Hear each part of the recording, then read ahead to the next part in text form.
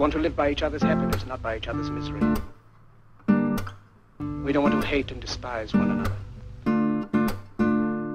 שלומית בונה סוכה, מוארת וירוקה, על כן היא עסוקה היום. היא צעירה ולא קובעת, אל הסכסוך היא לא מודעת. שלומית בונה סוכה, שלום.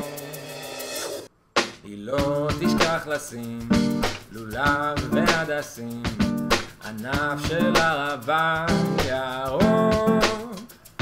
אבל עלה קטן של זית, הוא כבר לא נמצא בבית, הוא עם ריח בוסתני רחוק. וכששלומית תאמר, הביטו זה נגמר, יקרה דבר נפלא פתאום.